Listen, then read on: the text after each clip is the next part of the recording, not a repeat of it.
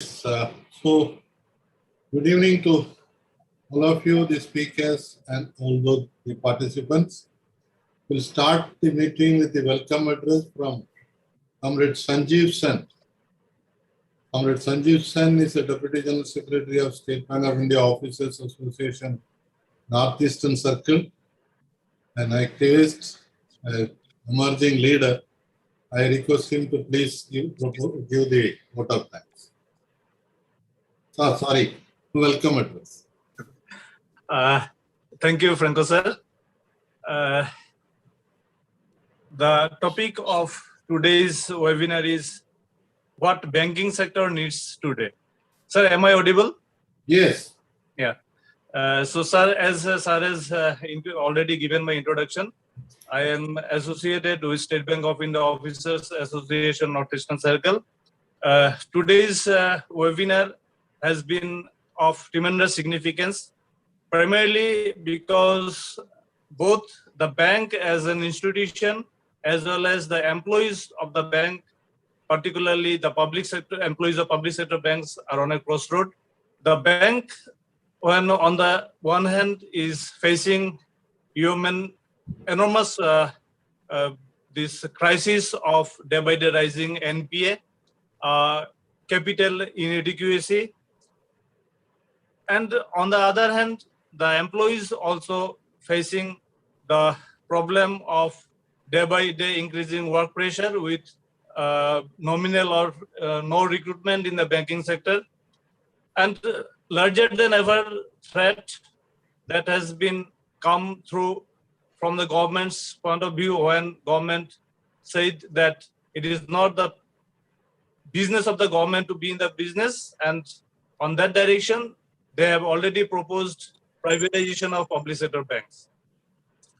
So under the circumstances, the topic of today's webinar, that what banking needs to do in future to ensure both the survival in terms of the organization and also in terms of the employees. And to carry forward today's webinar, we have in the chair none other than Comrade D.T. Franco, the crusader of Indian trade union movement, particularly in the banking trade union movement. He had been the General Secretary of All India Bank Officers Confederation and also the Secretary of State Bank of India Officers Federation. And now he has been an integral part of the CFA movement that he has been carrying forward along with other comrades. So I welcome Comrade D.T. Franco in the chair of today's webinar. We have with us today Sri K.E. Raghunathan, a renowned entrepreneur and the convener of the Consortium of Indian Association, CIA. He was also the former president of Manufacturers Association. He is known for his enormous contribution in the field of MSME. I am sure with his vast knowledge and experience, he would surely enlighten us in the context of today's topic for the webinar. I extend a hearty welcome to him. It is always a pleasure to have Comrade Dinesh Abrol among us. The Professor Dinesh Abrol, who is associated with CSA, National Institute of Science, Technology and Development Studies.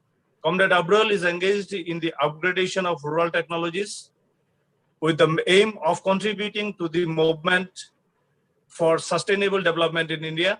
He is also known for his work on the evaluation of TRIPS agreement and is the convener of National Working Group on Patent Laws. Welcome him to this webinar and would like to hear from him what the banking sector needs today. It has been a great pleasure to welcome Sri Professor Arun Kumar, a prolific speaker and a great debater on economic issues. Professor Kumar was associated with the Center for Economic Studies and Planning, JNU, and is now associated with Malcolm Adisesaya Chair, the Institute of Social Science. He has authored many books, and amidst those, the black economy in India is one of his greatest creations. He also wrote books on budget and black money.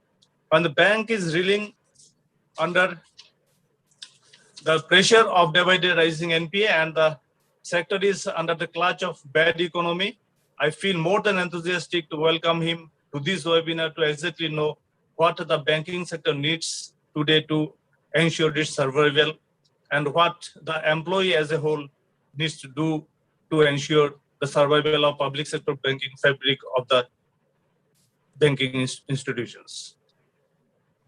I have the pleasure in welcoming Professor Archana Prasad. Comrade Archana Prasad engaged with the All India Democratic Women's Association, the largest women's organization, committed to achieving democratic equality and women's emancipation. A special field of interest comprises of contemporary history of Adivasi livelihoods, labor and resistance, women and labor environment, and labor history. We look forward with enormous enthusiasm to know from our experts, and I am hopeful, rather sanguine, that all the enlightened panelists of today's webinar will surely guide us to know what the bank should do to ensure its survival. I also take the opportunity to welcome all the participants of today's webinar who, despite their busy schedule, has come forward to attend this meeting. And now I hand over the platform to Chair, Comrade D.T. Franco. Thank you, sir. Thank you, Comrade Sanjeev Sen. Today's webinar is the 8th in the series of webinar on nationalization. Nationalization, whether it is relevant today. People First is a platform of trade unions, civil society, and people's movements. Center for Financial Accountability is an organization which is doing research as well as advocacy on financial services. They publish a weekly newsletter, Finance Matters. They had been running the bank charges campaign, which helped to reduce the bank charges by State Bank of India, especially the minimum balance charge. So together, we are organizing this webinar series, and today, on the 8th day, we are going to discuss what banking needs today. That is, the future of banking in India, how it has to be. Whether private sector is going to be the solution, whether the same way the public sector can continue. And now there is also talk about the cooperative banks brought under one separate ministry under Amit Shah. And the large majority of the population in this country who had been asked to open accounts in the name of financial inclusion, today, are they really getting that financial services? Does the financial inclusion mean only opening of accounts? The diminishing credit to small enterprises, especially cottage, village industries, all small loans, micro loans, medium loans. There is a great problem, especially after the COVID-19. Though the economy was not doing well even before that, the COVID-19 has affected the industry very badly. And yesterday, day before yesterday, Comrade Tapansan was quoting that 2 crore 30 lakh people have lost their employment in just 2 months. So what is going to be the future for them? What is going to be the future for the younger generation which is looking for job? There are so many questions. And we have four real stalwarts who have worked in this field for long, who will be sharing with us their idea on what has to be the future of banking in India. So we'll start with Professor Arun Kumar. Each speaker will speak for 20 minutes. At the end, we will have question answers. Professor Arun Kumar, as introduced by Comrade Sanjeev Sen, is a well-known economist of this country, and his writings on the black economy is very well known. He has also analyzed recently through a book what has been happening of late in the Indian economy. And he had been critical of the government on handling the COVID-19 also, especially related to the vaccine shortage in this country. He is part of the Citizens Commission on Election too. So I request Professor Arun Kumar to make his presentation. Sir, over to you. Thank you. Okay, thank you. Can you hear me? Yes, sir. Okay, so I'll start the sharing of the screen. Can you see the screen? Yes, sir. Okay. So as you know, the title is Banking in India Today, Challenges Ahead. I think it covers, most of the ground that you had suggested. But let me say I'll be trying to cover the macro part of it and not go too much into the micro details. As a preliminary, what I'll be speaking is based on my book, the recent book, Indian Economy's Greatest Crisis, the Impact of the Coronavirus and the Road Ahead, and also my earlier book, Indian Economy Since Independence. So what I'll be presenting will be quite brief, but much more detail is there in these other books. And as I said, I'll be presenting the broader context to situate banking in the broader context rather than look at it in a very narrow sense. Public sector banking is under attack, but it's like all other public sectors also under attack. So I think we have to understand the overall context in which the public sector is under attack and situate banking within that. But the banking, the problem of privatization of banking is greater because there is a multiplier effect since all production needs finance. And therefore, when banking gets affected, everything else also gets affected along with it. Now, as an introduction, in July 1969, we had the nationalization of the major banks. So this is a sort of 52nd year of that nationalization. And the current problems that have been spelled out by the chairperson and the person, Mr. Sanjeev, who introduced it, they need to be looked at in the global context and also in the historical perspective.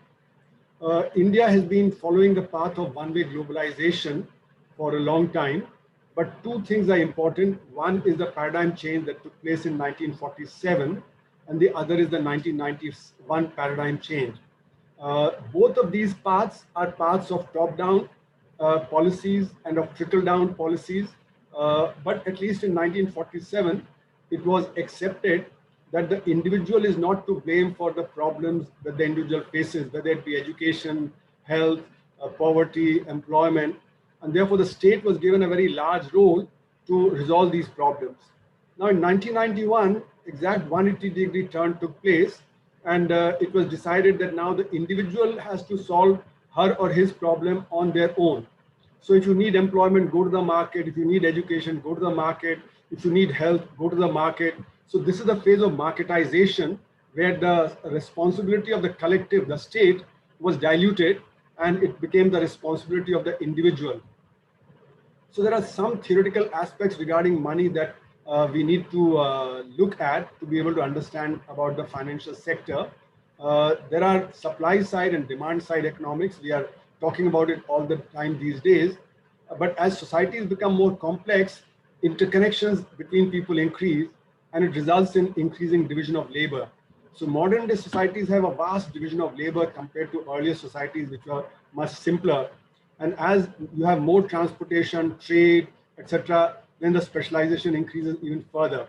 So the double coincidence that is required in trade, say like in a barter system, that becomes very difficult.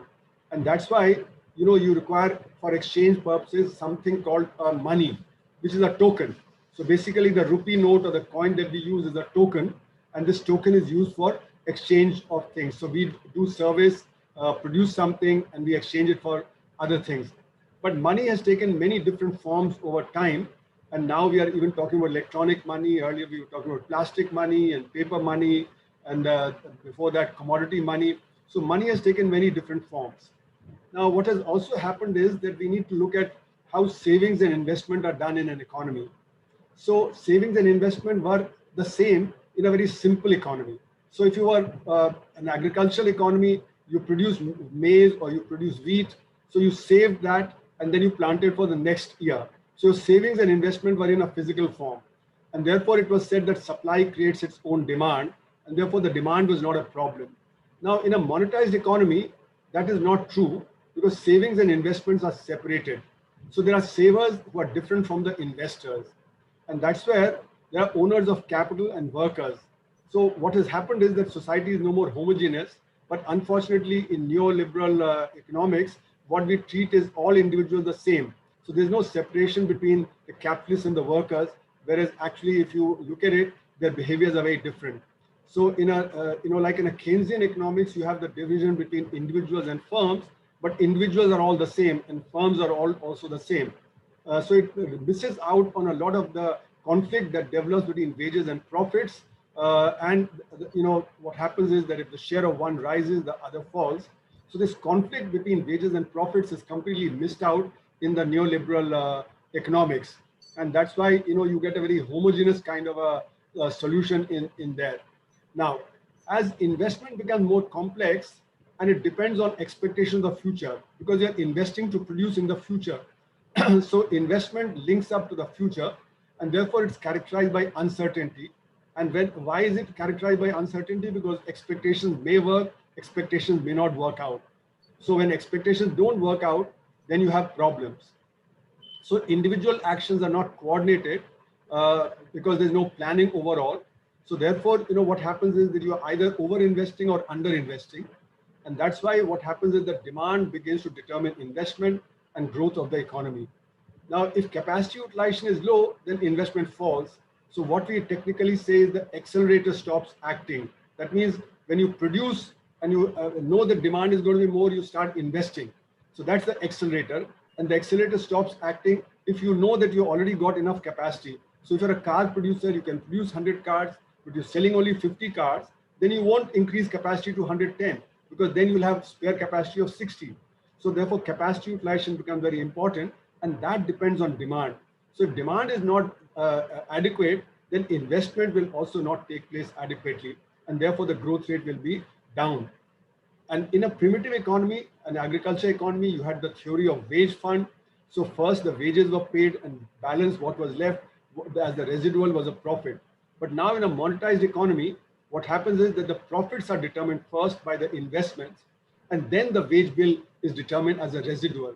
So therefore wages are always under pressure because the capitalists can increase their profits.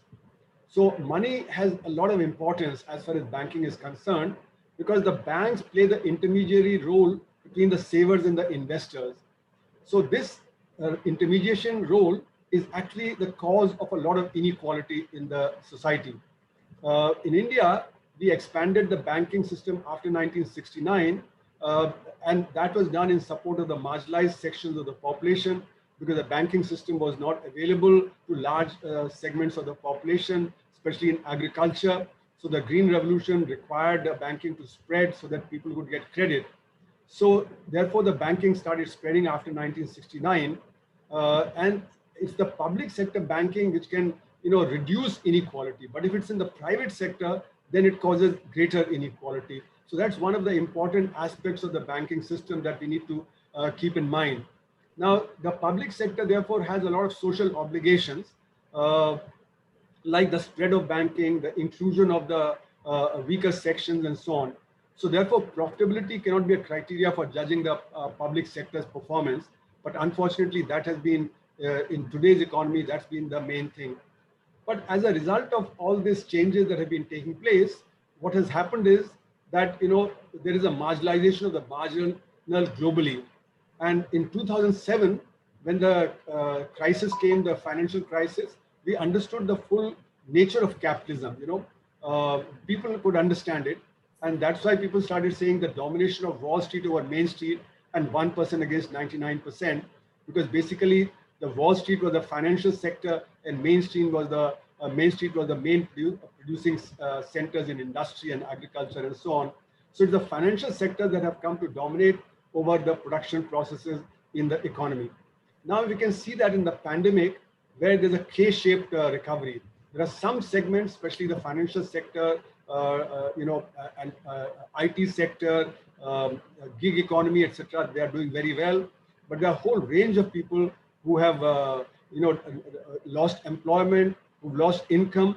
So therefore, some are doing very well, and some are actually suffering a lot. So this kind of a division between the different sectors, that is very visible now.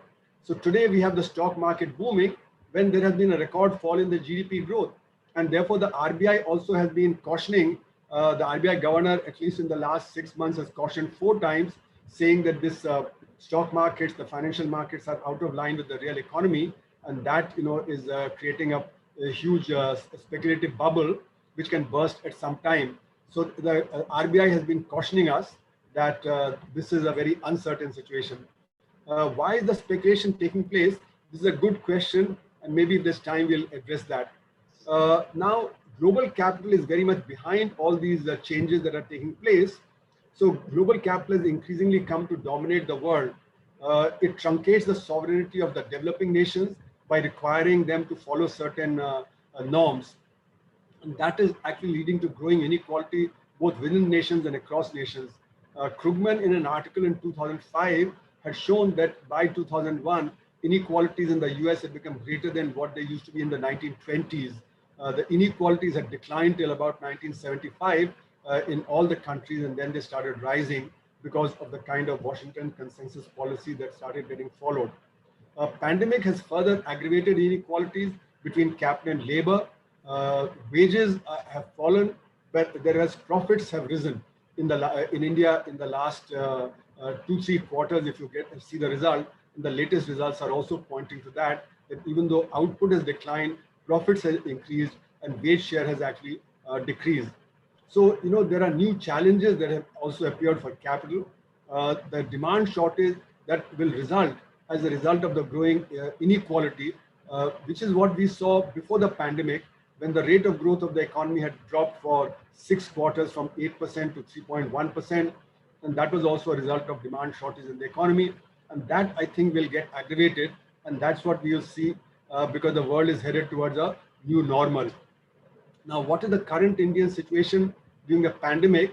As I've been arguing in my book and elsewhere, that the situation is worse than a war or a global financial crisis, that we saw in 2007-8. So it's indeed a kind of unheard of crisis that the economy faces, where the workers and the poor are suffering a lot. As you saw, CMIE data said that 122 million people lost employment, but my argument has been that 200 million people lost work and lost incomes. So the hit was very large, because if you assume that there are 4 dependents per family, then 800 million people are affected.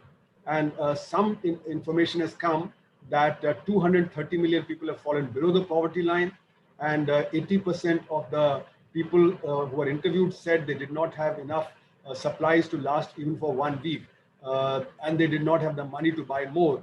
So there was a severe impact on the unorganized sector, that we see during the pandemic.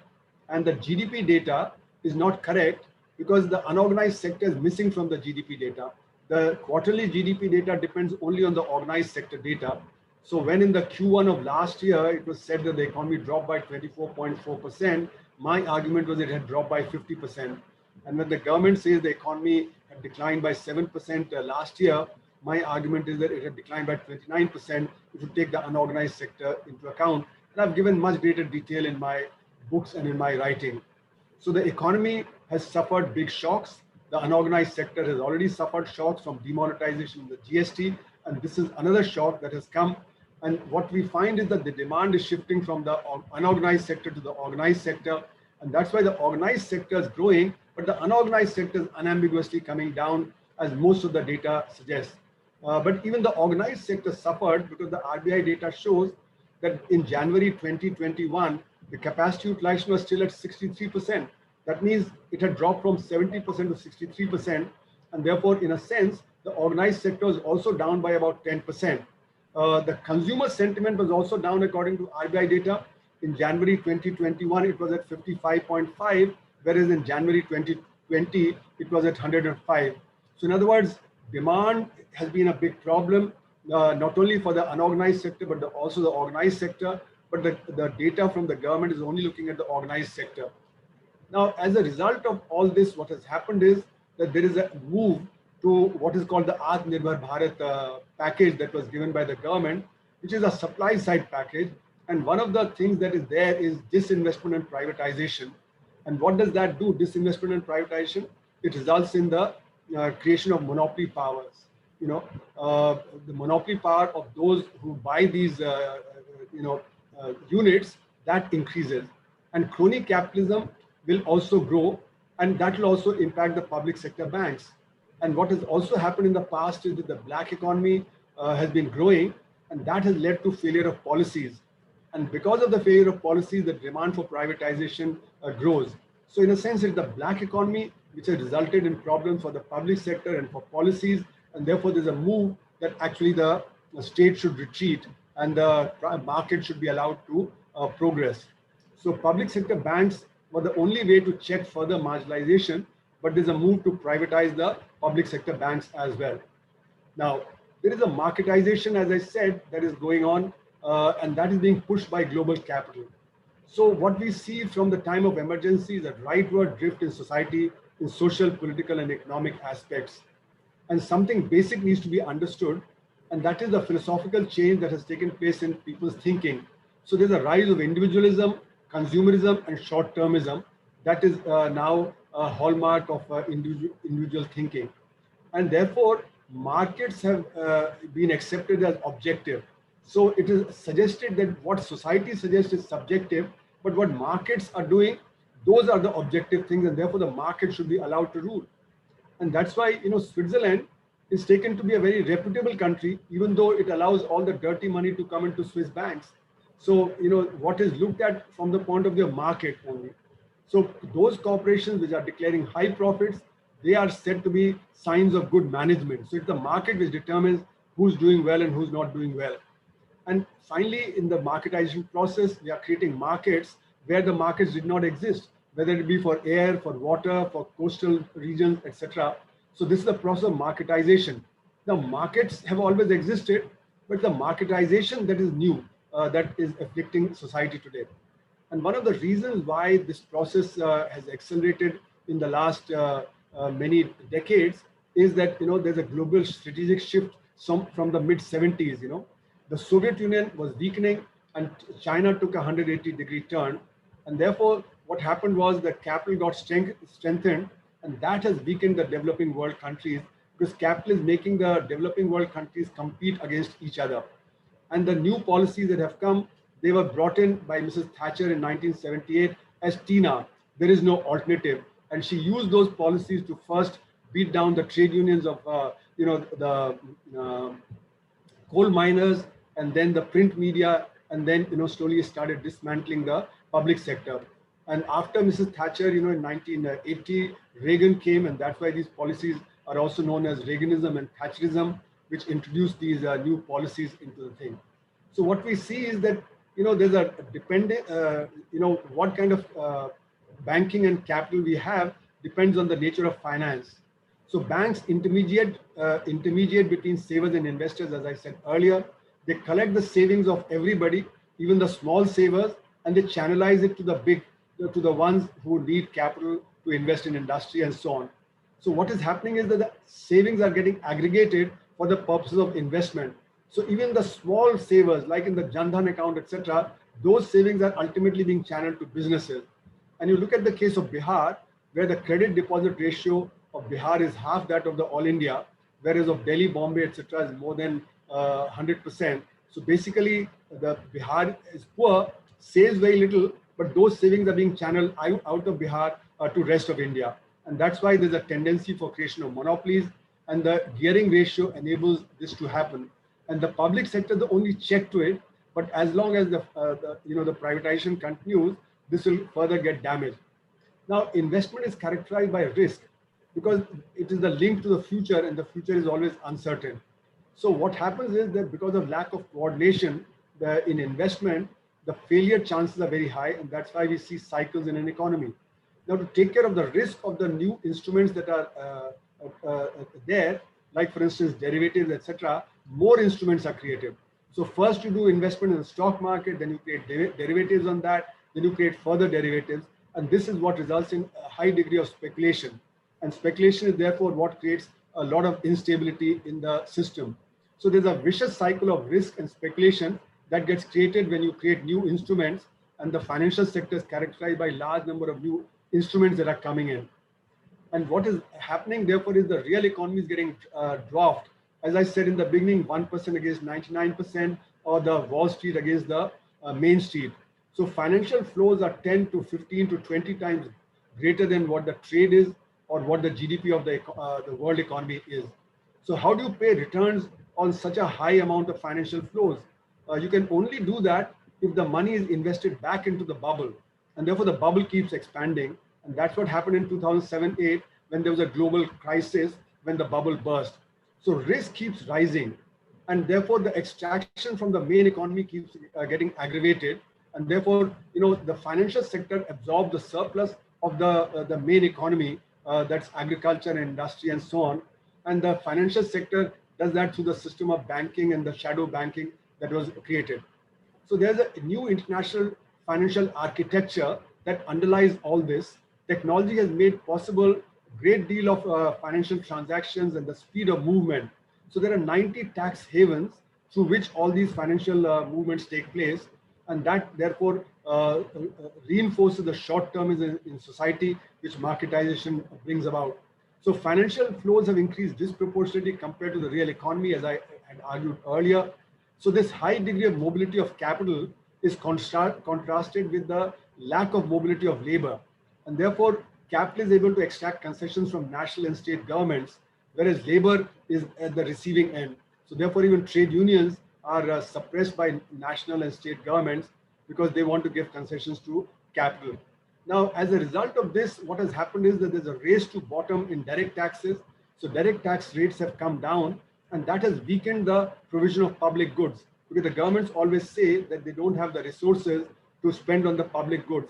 So even in England, where there was a very good public health system, that was weakened, railways were privatized, and various other things happened. And that is something that's happening globally.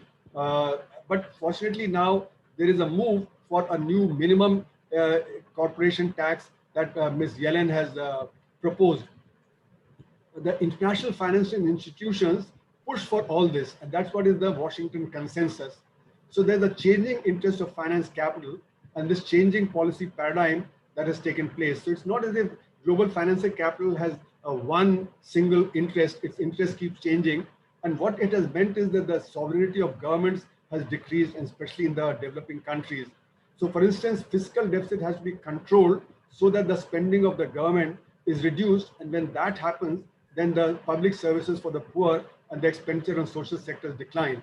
And the credit rating agencies are used to do this task, because they are the ones who are watching hawk-like what is the fiscal deficit of the government, and they don't let the fiscal deficit rise. Now, we are headed towards a new normal post the pandemic. We don't know when the pandemic will end, but post the pandemic, a lot of things are going to change. But one thing that the pandemic has brought about is that we understand that we are a collectivity. We have to resolve our problems collectively. We can't resolve our problems singly and individually. So therefore, there's a need to strengthen the public sector, which is the expression of the collectivity. Globally, supply chains will be shortened because people are going to say that they should produce the critical things within the country. So there'll be a kind of deglobalization.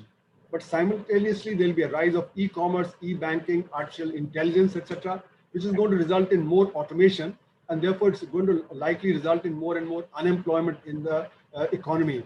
And that will result in demand shortage, and that will result in problems of slowdown of the economy and the increase in inequality. We also realized that workers should get a living wage because they are unable to take care of their crisis, as we saw in the pandemic. And people have suggested UBI, the Universal Basic Income, but that's not a solution because we also need to give dignity to people. And in this context, I'd say role of banking is very, very important, in this. So to conclude, there's an inherent tendency towards demand shortage in the world economy, and that's why the Indian economy was slowing down earlier. And the problem manifests itself periodically in a crisis, but capitalism has weathered the crisis till now due to its ideology, which is able to work to internalize it even amongst workers and managers, and labor aristocracy emerges amongst the labor. Consumerism has been promoted as a way of diverting the attention of people, so it's a new opium of the masses, and that is used to divert the attention of the people to emotional and populist issues. Marketization, as I argued, has changed the basic thinking of people, where consumerism and individualism has strengthened, and people are thinking more about themselves. And global strategic shifts have been taking place since the mid 1970s. Now, as a result of all this, the marginalized have got more marginalized, and consumerism, which is in a sense a convenience, has been propagated by advertising, which has diverted the attention of people from the real issues that face them. Pandemic has shown that we are a collectivity, and therefore we need to strengthen the public sector. Unemployment will result from technology, and that would need to be addressed. And therefore, we need to rethink our development paradigm, which is development from above. We need to go for development from below, and we also need to rethink our trade, consumerism, and other such things. Environment will need to be protected very strongly because the pandemic is a result of the fact that environment has been getting damaged. And governments need to regain sovereignty so that they can implement policies which favor the people. And the workers and the farmers need to get together and work out an alternative development paradigm. And employees of public sector can play a very important role in not only developing the alternative, but also in mobilizing public opinion. Thank you for your patience.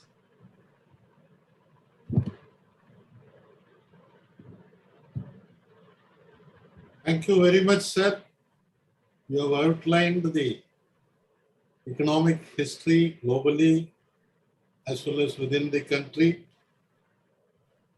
The rise of individualism, consumerism, and short-termism. That's a paradigm which is happening now, which you have indicated.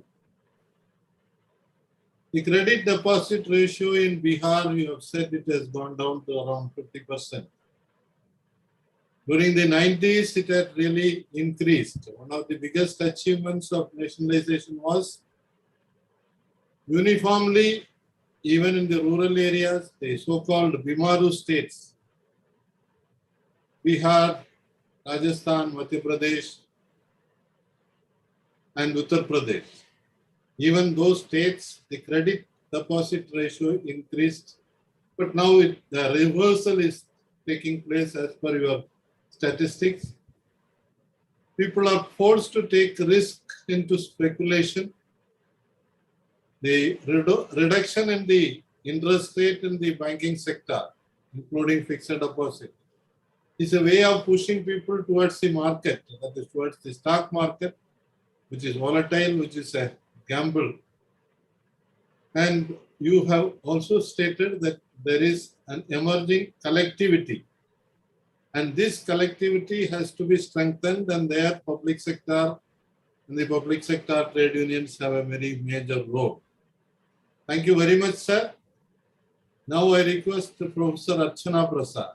Professor Archana Prasad was a professor in Jamia Millia University and later on shifted to Jawaharlal Nehru University. Her expertise is in unorganized sector, marginalized sector. She is a member of the Global Labour University's Steering Committee. She has written various books and she writes column every week in People's Democracy. And in addition to that, she is associated with the largest women's organization in the country, the All India Democratic Women's Association.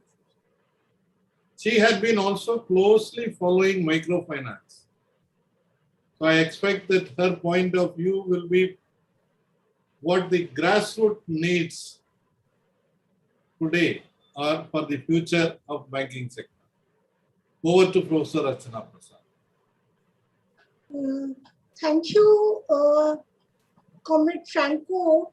And at the outset, I must make a few caveats, which are that I'm not a technical person and I haven't got much experience with the history of banking or financial inclusion.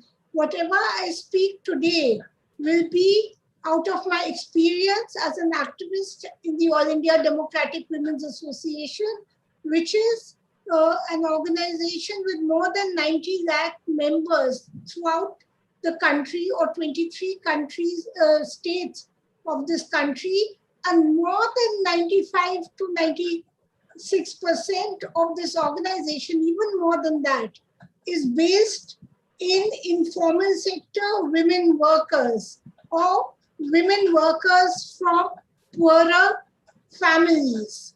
So, as you know, that women work, and because these women workers and even housewives are in need for a life of dignity, they always need control over money, including the fact that they and their households are always in need of credit.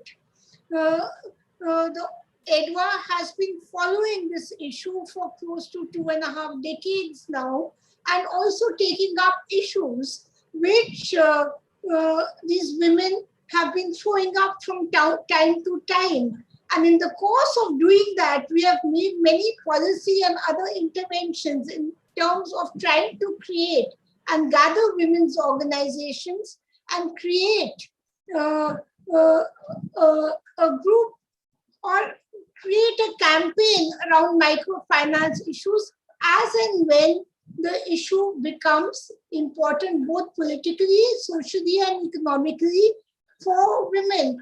For instance, in the early 2000s, when I think it was the UPA government that proposed a law to regulate microfinance, or in our view, it was actually a law to deregulate microfinance in one sense. With the help of Comrade Franco and many other eminent economists and others, we had tried to prepare an alternative bill for a stricter regulation of microfinance and presented to the select committee. For example, when the priority sector lending norms were changed, we had countrywide campaign on that. And for example, now when the RBI has mooted proposals to further deregulate the microfinance sector, we have once again entered into a process of consultations, and we've been consulting Comrade Franco also quite a lot in this, where we have sort of now prepared responses in order to carry out. We know that the government won't listen to us, but in order to carry out a public political campaign in alliance with other organizations.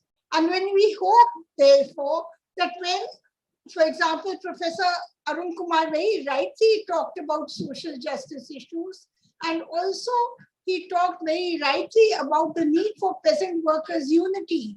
But we feel that peasant worker unity should be also gender sensitive. This is one of the issues that we have always been participating in broader mobilizations. Even if you see the farmers' movement today, the women are in the forefront. Most of the families of these women are in debt to the tune of almost 1 lakh rupees a year. And most of them have outstanding loans, most of them. And most of them have lost their jobs also, and their families have no work to do also.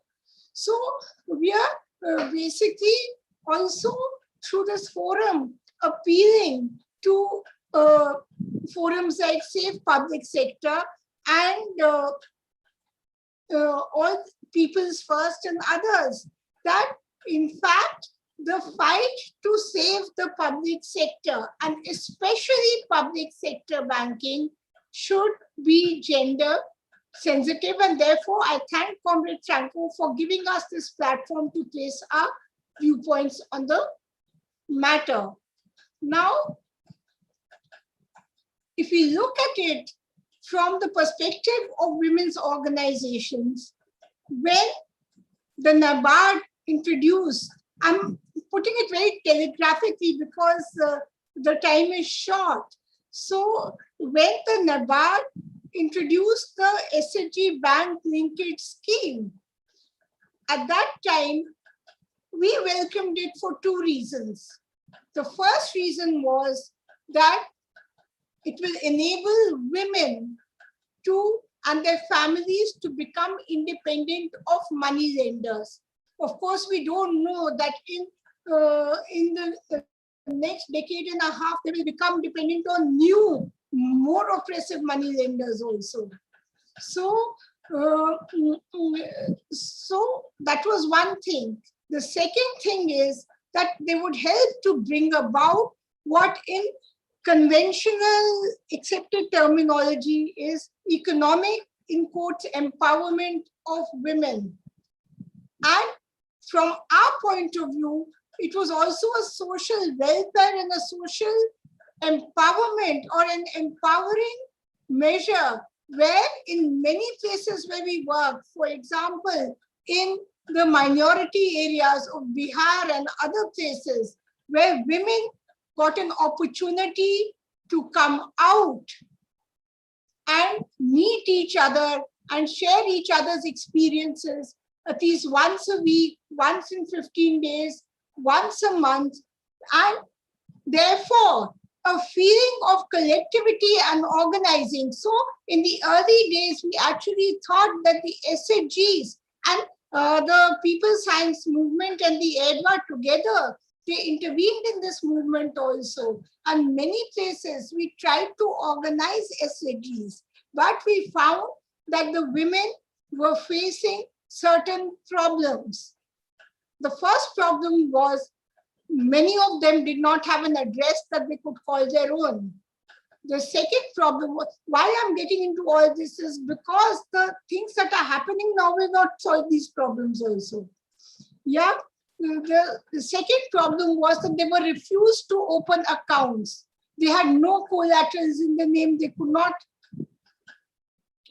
get loans. Many of them did not even have their own income to speak of, even if they were working. So when the SHG scheme came, we saw it as an opportunity to also intervene through that, so that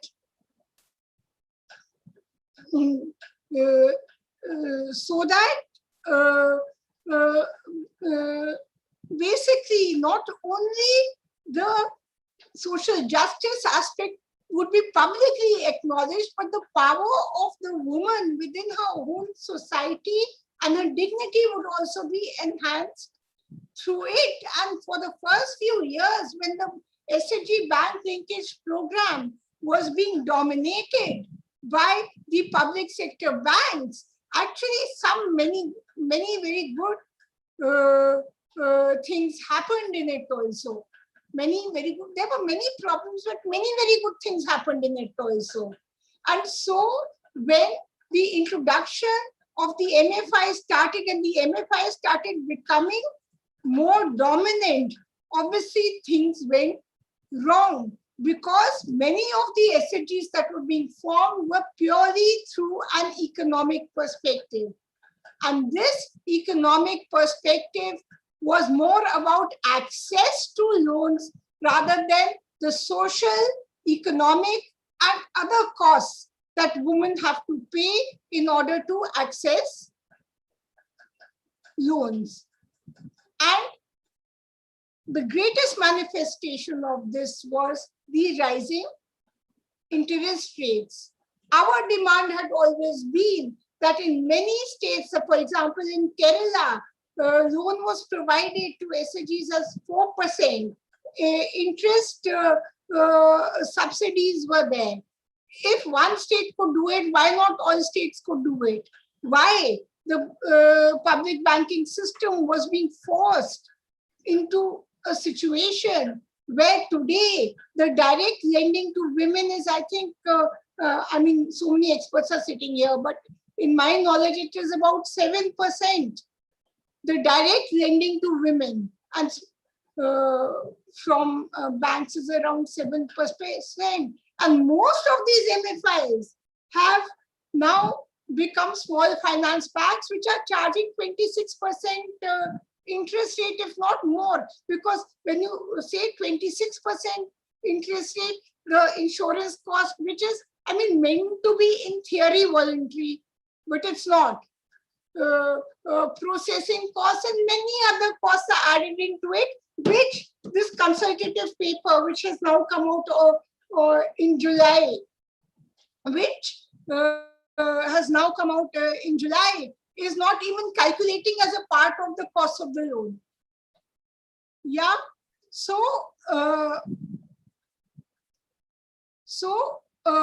what the point that I'm simply trying to make is that high interest rates was one, but the 2010 microfinance crisis showed that the oppressive practices of recovery and other things was equally bad. I mean, we did a survey around that time in all states of the country, and unfortunately that has never come out, that survey, because the forms were so complicated. But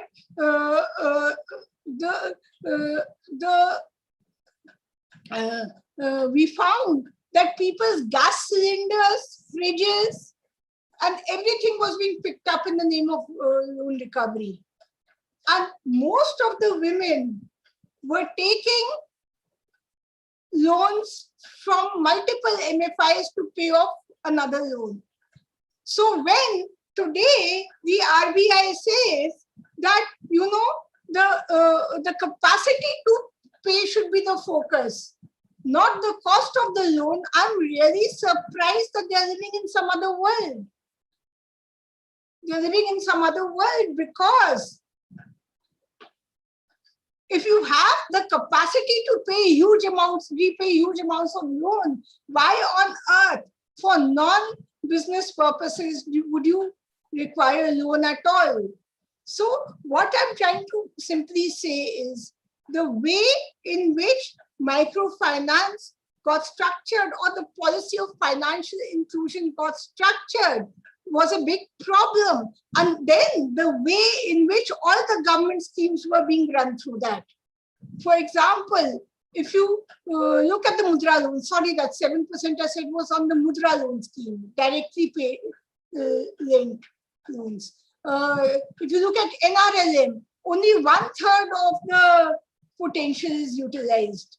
In the Mahila Kisan Shakti scheme, what is happening on the ground? If you see, all the loans are being given by third-party MFIs. There's no direct contact between the woman and the bank in terms of loans anymore. And this is a big problem for us, because who are the MFIs accountable to? Their corporate masters. Most of the MFIs, whether it's Ujjivan or what is that? I'm forgetting its name. The one that basically created the crisis. All these people have today been recognized as SFBs who have no regulation on them. So now what the RBI is saying is that we have no regulation on them. So why should the NBFC MFI also have regulation? This is the most ridiculous proposition that I've heard of. It's the most ridiculous proposition. Earlier, the RBI used to set margins, however unreasonable we found them. The RBI used to set margins. Today, it's saying that the board of the company will decide the interest rate.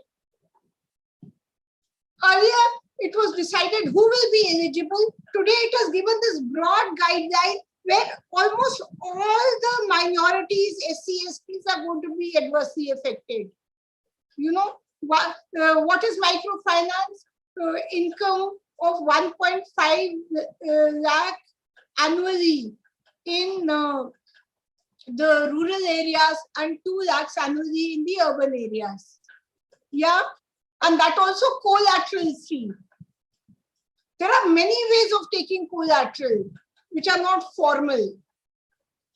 And most of the MFIs are practicing these ways. There are many ways of taking collateral which are not formal. There are many ways of arm twisting poor households and women. And those are all seen in places where when people are not able to repay their interest, even we have women and their family members killing themselves. 2010 crisis, we knew about it. Recently, about 2-3 years back, we started hearing again about this. These are all undocumented deaths and facts. So the simple point that I'm trying to make is, so the second thing, one is the definition of microfinance in our assessment, and the way in which we are reading this document that has today been circulated or 1 month ago been circulated by the RBI. In our assessment, this definition is going to leave out a large number of people outside regulation, anyway they want to deregulate. And secondly, it's also going to leave out a large number of women who can access cheap loans. Yeah, because what they've said is that who's going to decide who's eligible for a loan? The company itself. So basically what you're doing is you're opening up, as Professor Arun Kumar said, financial markets to the extent that every company will be able to make their own decision.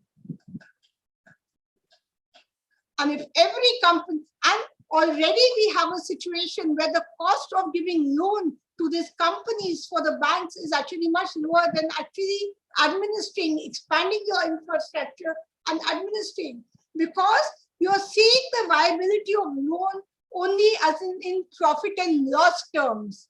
Banking and the expansion of banking, not through the business correspondence system, but through taking the social cost of expanding branches, ensuring that people are not harassed, ensuring that these so-called, vote accounts that have been formed, these zero balance vote accounts and all that, which have been formed where, as Franco said, you have an account, but you can't do anything with it. So where, things move in a manner which are coordinated. If women don't have jobs, they cannot repay. If women's families don't have jobs, they cannot repay. And if they cannot repay, and we know that the repayment rate, so many bankers are sitting here, even today I was saying the repayment rate of poor people is much better than the repayment rate of rich people. It's much better than the repayment rate of rich people. If a woman has a 3,000 rupee loan on her head, she cannot sleep at night from these social strata. Johnson is also here. She will easily tell you that. Yeah. So keeping all this in mind, we did make a set of 8 demands recently, which basically reiterates our whole position on this subject, and we want that all attempts to further liberalize the NBFC microfinance or the microfinance sector should be fought collectively from a perspective that is both gender equal and addresses social justice in explicit terms. What I mean by that is that the differential rate of interest scheme should be restored, and we should fight for that, because there is a great unevenness in access to loans by women from the minorities, SC, STs, and Even within urban poor, you find this difference, not only in rural areas, you find this difference. Yeah, informal sector workers, 90% of which are women, should be given cheap loans. Already the loan, the earlier loan rate, I think was 7% under priority sector lending. For us, even that is too high. We have been demanding 2 and 4% loan with interest subsidy provided by the government. The government has to give a budget if it wants to do social welfare banking, which helps to break the shackles of patriarchy within our system also. Which helps to break the shackles of patriarchy within our system also. So, I mean, it sounds all passé that the state banking should come back, but the state banking should come back as a political instrument for the women's movement also. It's not simply a matter of getting cheap loans and surviving and getting livelihoods. For women, the SHGs to become an instrument for the fight for larger causes of justice means that public sector banking has to be forced to do its job. Now, people are saying it was not doing its job, that's why it's in this shape. If it was not doing its job, it's our job to make it do its job. Now, in the even 1 decade ago, if there were recovery problems, if somebody's account was not being opened, if they were having all kinds of documentation problems, you know, we as women's organizations would go there and fight it out and make it happen. Today, if you have a fragmentation of the situation where you have every small microfinance company or SFB, the small finance banks or whoever making their own rules under these really broad and loose guidelines, the focus of the struggle is going to become very different. According to me, this is not only a way of breaking the back of public sector banking, this is also a way of breaking the back of resistance itself. And it's not only happening in this sector. You look at the privatization of education, it's happening there also. Look at the privatization of various things, it's happening there also. So, but banking sector was meant to emancipate women from certain shackles of feudal oppression.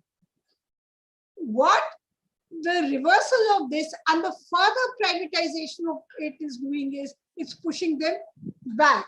So, that was one set of demands. The other set of demands was for low interest loans and a broad regulation. I mean, we can circulate this also. And a broad regulation of every single entity that gives a small microfinance loan. We want a comprehensive legislation that covers all. We don't want guidelines that say that, okay, because these people were not regulated, now we should deregulate the others also. That is what they are doing. Secondly, we also want that if you are going to calculate the cost of loan, I may be technically wrong in it, but it's not our ground level experiences, that if you are going to calculate the cost of loan purely on the basis of interest rate and not on the basis of 5 other fees that are being charged, that all should be part of the cost of loan, and the interest rate should not be the difference in the interest rate between the banks and other entities should not be more than 4%. Microfinance, and as Franco had suggested to us, on a ceiling of 12%. Microfinance has to be treated as an instrument of social justice and social welfare. It cannot be treated as a commercial operation for profiteering. Today, that aspect of microfinance is being totally ignored and it's being marketed as a way of making money, and women are being shown all kinds of dreams. देखो तुमको वहां से loan नहीं मिलता, हम लोग इतनी आसानी से लोन दे देते हैं. But what happens 5 years down the line to that woman's family and herself also? There are a lot of experience of that, and that documentation should be and can be done also. So, we, on behalf of our organization, I just want to say that for about 2.5 decades, at various levels, at various points, at the micro level also, and at the policy level also, we have been responding to some of these ground level challenges that the women have been facing. Obviously, the perspective of mass women's organization, little different from the NGOs. Many of the big corporate NGOs have become conduits for this also. Now you have to conclude. Yeah, have become conduits for this also. And so, so we are prepared to do mass organization on many of these issues. And we feel that many of our issues are very similar to what other informal sector workers are facing. And maybe the bank unions themselves should expand their horizons into informal sector workers to make alliances to fight this battle. Thank you very much. Thank you very much, Professor Archana. As you rightly said, when the Self-Help Group Bank Linkages program was introduced by NABARD, it was definitely seen as an economic empowerment and a social welfare measure, and access to credit for women was made possible. But the change which has happened now, most of the loans are given by the so-called microfinance institutions, which are non-banking financial companies which charge unregulated interest, and even now at least some regulation up to 26% is there, and RBI has proposed that that also should be removed. Kerala is the only state where this 4% interest rate loans are given through the Kudumbashree self-help groups. How it is done is that the interest is subsidized by the state government.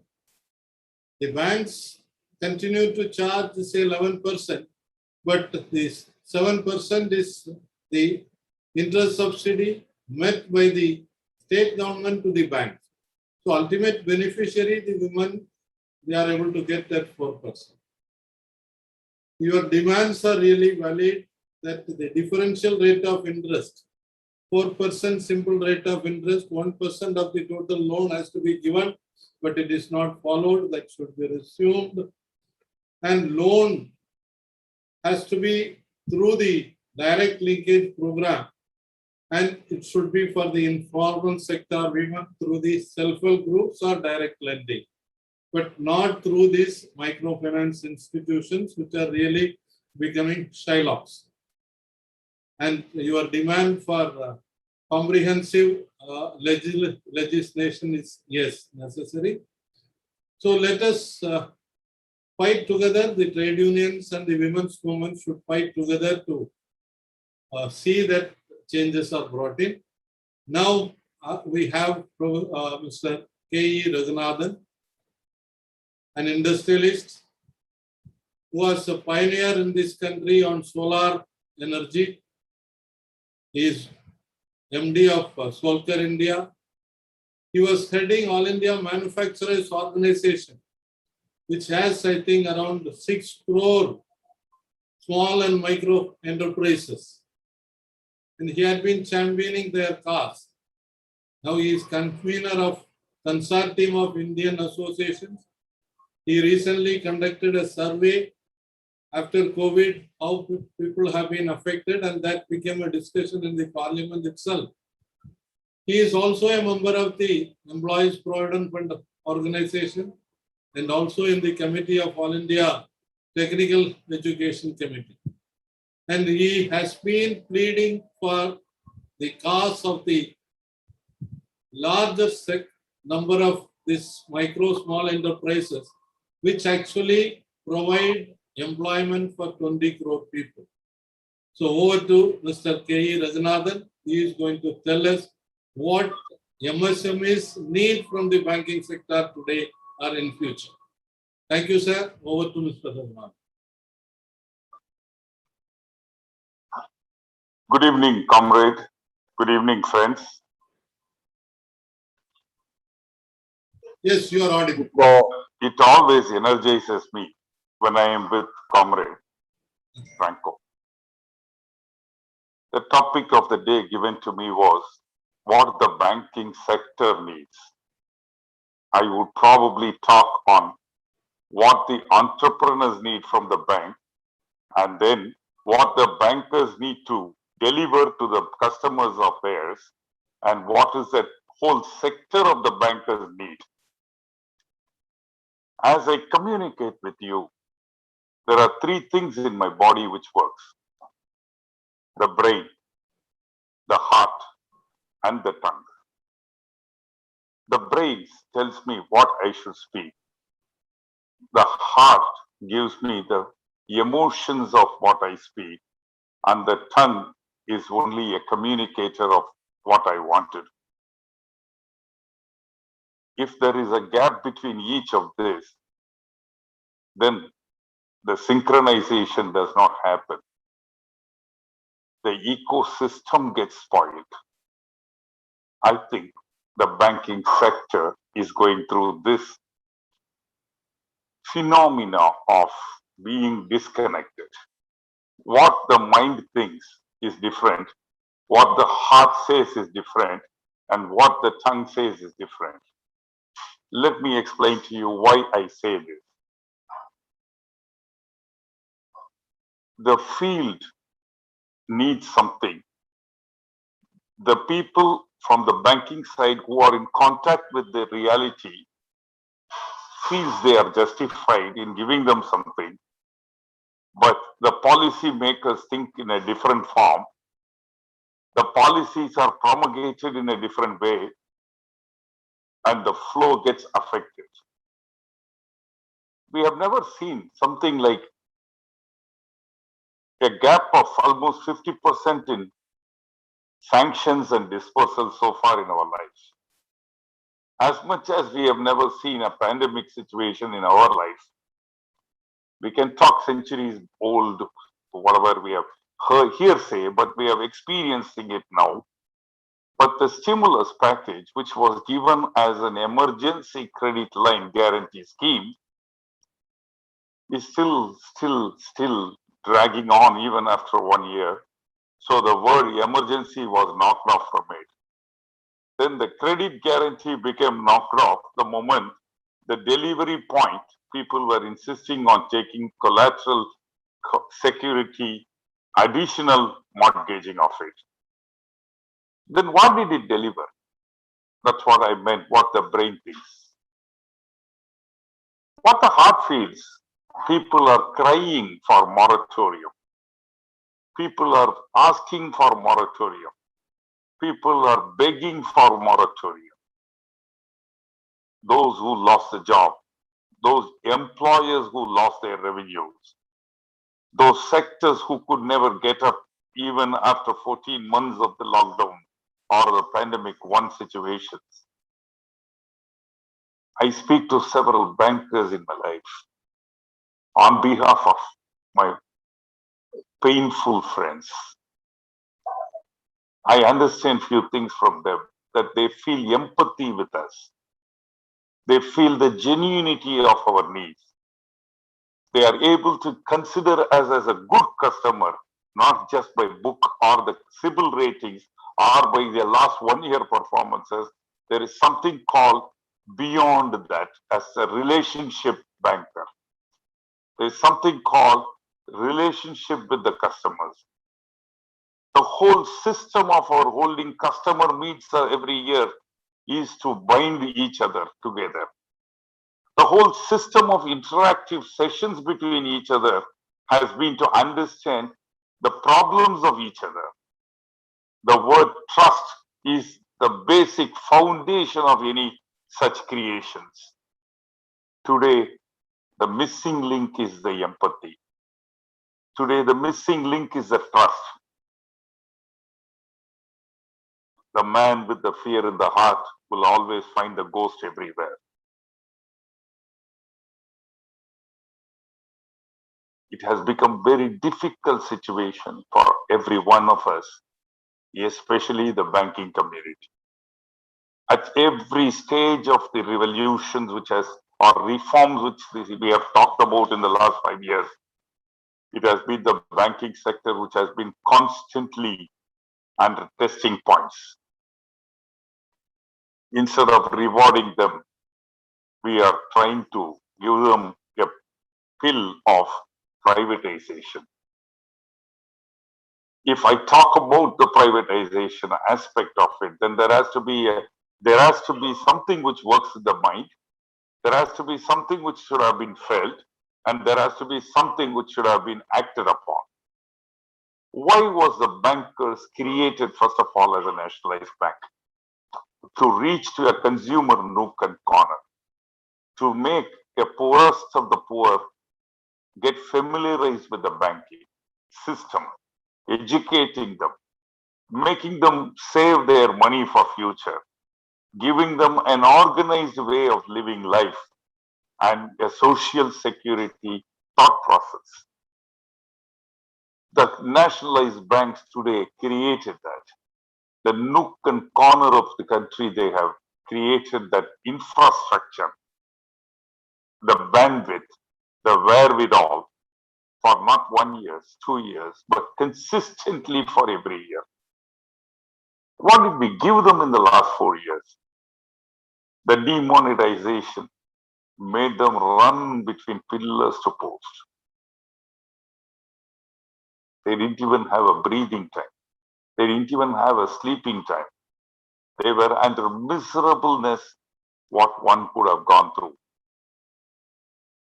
The GST collection process and things like that made them another nightmare, because on one side you need to link the GST turnovers with the actual turnovers, which was not happening. The bankers were asked to do the evaluation process of their OCC clients using GST as a norm, but that couldn't happen much because the software had a lot of flaws. The economy slowdown was happening. The bankers were under stress.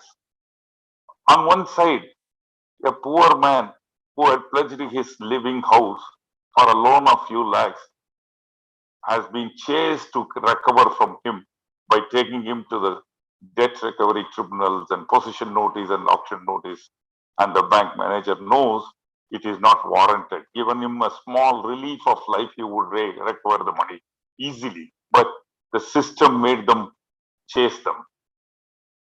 On the other side, a 40,000 crore loan got shaved to 400 crores. An 80,000 crore loan was shaved to 25,000 crores. What logics? What parameters? A privatized bank which was meant for a scoot by the promoters was given a bailout by a nationalized bank. So when you want it, you need the nationalized bank. When you don't want it, just throw them into dustbins. That is not what is expected. Actually speaking, the nationalized banks would perform much better because they are connected with their customers from their heart. They are just not connected with just the system alone. Today we talked about eradicating black money. We are now talking about Bitcoin money. Today we are moving from cashless society. True, but cashless where? Bitcoin. But did we control that at the butt? We are not able to, or we don't want to, or we cannot do that. So we are leaving traceless traits behind us. In the name of reforms, in the name of liberalization, in the name of privatization, We are killing the enthusiasm of the people. It doesn't happen only to the banking sector, my friends. It happens to the entire entrepreneurial community of this country. Today, an entrepreneur does not know where to go. His tears are not wiped. His pains are not heard. His needs are not met. His wants are increasing and the solutions are decreasing. On one side, he sees the people with richer is becoming richest, and the numbers of richness you cannot even digest. On the other side, a hard-working entrepreneur or an employee is losing his revenues. He is losing his 20 years of savings. I have seen many people who feel they have been pushed backwards by 20 years. Guy at 50 feels he has gone back to the financial position that he was at the time of 30. But he doesn't have energy to recoup it. He's worried about the future. So what do we need? Both of them need freedom. Freedom from where? Freedom from reforms. Freedom for long-term functioning. Freedom to make decisions. Freedom to administer at the point of delivery what the needs of the people are. Some may need restructuring. Some may need the moratorium. Some may need certain interest cushions. Some may need additional working capital. Some may need work term loans. But it has to be individually, carefully analyzed. Who can do that? The manager at the doorstep. And which banker can do this? It can only be nationalized bank. Instead of strengthening the hands, we are weakening their hands. Instead of motivating their spirits, we are demotivating their hard work.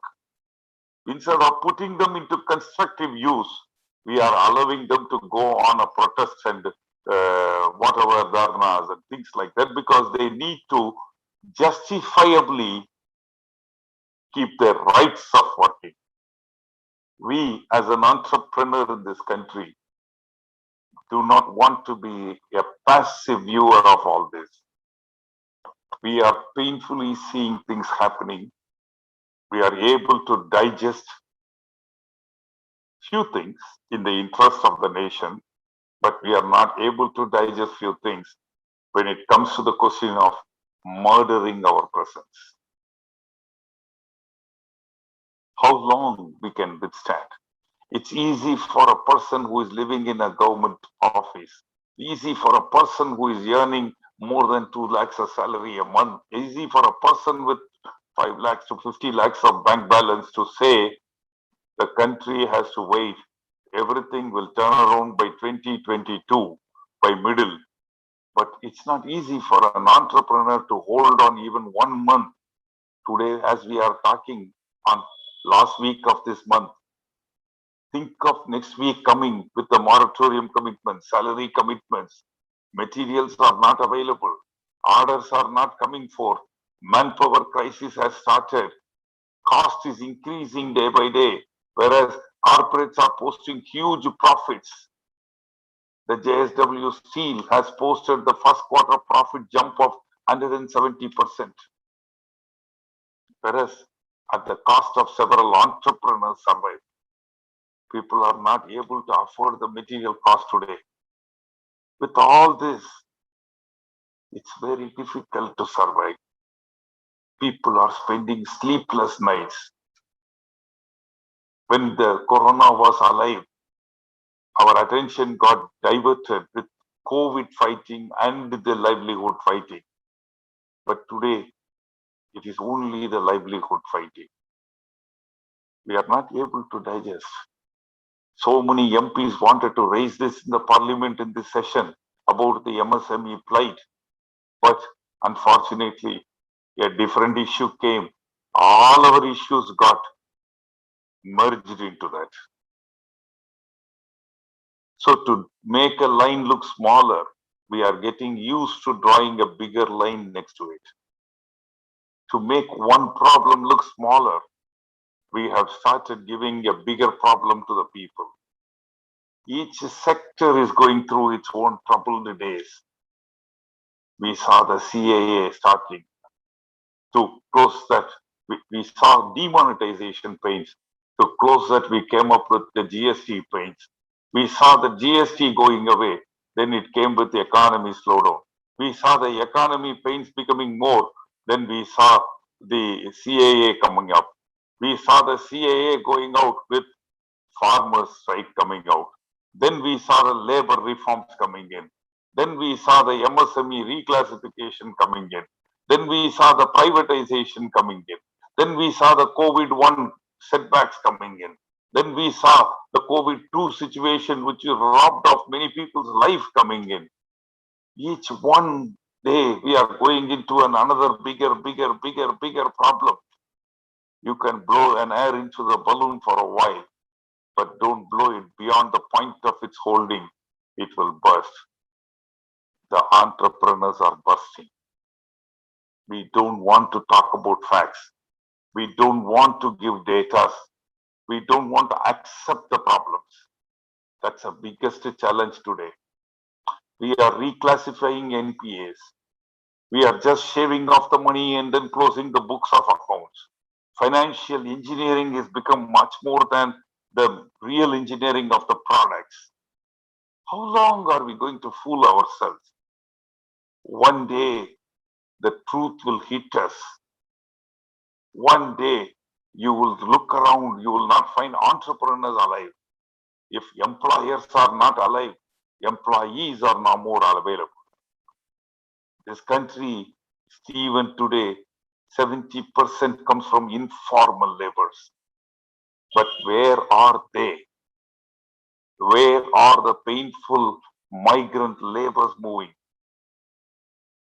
It is a time where people like this forum, people like each one of you, must raise the voice, must speak from the heart, and you are not speaking for you, you are speaking for your next generation.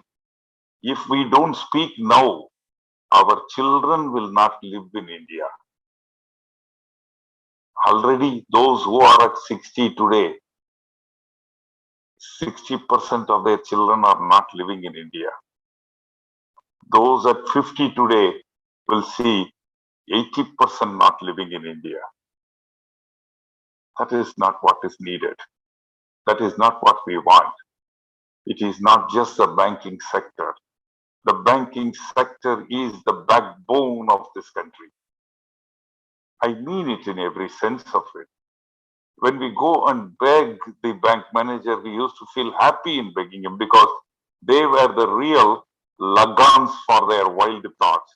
An entrepreneur is a wild horse, but the bank managers were the ones who used to put the lagan on their nose and say, this is feasible, this is possible, this you do, this you don't do. So that they will make sure I don't keep my foot in a wrong side. They were making an entrepreneur go in the right direction. They were not punishing them. They were acting like a father to them. They were acting with a care to them. But today, we are acting with the notepads, rule books, SOPs. Is this what life is? What happened to our emotional bindings and emotional attachments? Can a relationship be built with writing of SOPs and conditions and agreements? No. No. Relationship must be felt from each other's shoe points. Your growth is my pleasure and my happiness is your pleasure. That's all is the rule of the game. You make your profit. I also must make my profit. Both of us should live happily, should be the process of evolution. Not just, I make the profit, I don't care what you do. Hire and fire doesn't work. My dear friends, comrades, people like us depend on you. the rightful things, if it is not coming, we will ask for it, we will fight for it, and we will take it in our hands. This is how revolutions have happened. I am thankful once again for a platform like this to speak my heart. I only plead the policy makers, please don't make policy. Please make the bankers act at the field level as they deem it fit. They have worked tirelessly for generations or a couple of decades in their life and made profits for the banking system. Frame the macro rules, don't frame the micro rules. Policies must come from bottom to the top, not from top to the bottom. If it comes from the bottom to the top, then it will sync with the needs of the people. If it comes from the top to the bottom, it will lead to compulsions and forceful doing, executions. Nobody will be happy in anything in life which is compelled. Thank you, Comrade Franco. I think I am up to my timing on this. Thank you so much, friends. Any questions, I'm ready to answer. Thank you. That's really a talk from the heart. That's what Mr. Raghunathan does always. He had been speaking in the AIBA webinar also. What he has spoken has to reach the top. The chairmen and managing directors of the banks have to listen to people like Raghunathan. The trade union leaders in the country, in the banking industry, have to listen to Mr. Raghunathan. Then only you will understand the reality. Bankers, many times they say that we are helping somebody through a loan. I keep on saying that giving a loan is not a help. Giving a loan is your business. You are there to do that business. That way, what he said was correct. The bankers were like fathers at a point of time. I had been branch manager of 3 branches. I had been field officer at many branches. And I have seen that the earlier days, when an industry is not doing well, instead of just declaring it NPA, that because 91 days interest has not come, immediately declare it as NPA. Instead of that, we will rush to that industry. Have an inspection. Sit across the table with the entrepreneur. Find out what is the problem. And try to help the entrepreneur so that the industry survives. That was given up for the last many years. Because of which many entrepreneurs, just because of the norm of NPA, they have been made to close their industry. And with that, lakhs of people, crores of people have lost their jobs. That's why the relationship bank is very important, which he pointed out. And the planning has to come from the bottom. That is an attempt we are trying. That's why we are listening to the women, what they want, what the entrepreneurs want. And in the part 2, we will be listening to the farmers. We'll be listening to the youth to find out exactly what they need for the banking sector. And we will be bringing out a report which will be giving a future direction for banking. But giving a report is easy. But pursuing it through various means, through the political parties, members of the parliaments, that is very important. For that, we will have to work together. I am very glad that we have an entrepreneur who talks about the workers. 70% of the unorganized workers. Many trade unions leaders have not been talking about it, but an entrepreneur is talking about. Thank you very much, Mr. Raghunathan. Now we will listen to Professor Dinesh, who had been running various campaigns under AIPSM in this country. देश को जानो, देश को बदलाओ. Sabka Desh Hamara Desh. He had been an innovator in campaigns. He had been the General Secretary of the CSIR Scientists Association. He is a scientist, he's an engineer from BITS Pilani, and later on joined the CSIR as a scientist. And he has been closely seeing the banking sector within the country as well as abroad, especially the development banking development finance institutions in China, in Brazil, all that he has closely looked at. And he has been part of People First, he has been part of People's Parliament, and we have lots to listen from him, learn from him. So over to Professor Dinesh. Thank you, Comrade Franco. This Google transcription is, when you read it, it gives very different meaning to what people have said. Okay. This is problematic. Please rethink about this particular tool that we have used today. I didn't know earlier whether we used it, but today at least I have seen it. And I think obviously our pronunciations are very different, and this is they transcribe it as per American accent, and Indian accent is not understood by them. I think this is one suggestion for us to take care of in the next set of lectures and webinars. Okay, let me straightaway come to the subject that we're dealing with. I think we've had powerful presentations, full of passion, and but they brought out one thing very, very clearly: that public sector banks are mandate-driven institutions, and their mandates have been always politically and social context specific. When bank nationalization happened, the farmers benefited. Number of branches grew. We have brought that out in some previous webinars. Agriculture transition based on Green Revolution strategy could be implemented, at least in a couple of states, which were well endowed in terms of water and other related resources, though other states didn't benefit as much, but even there, for other areas of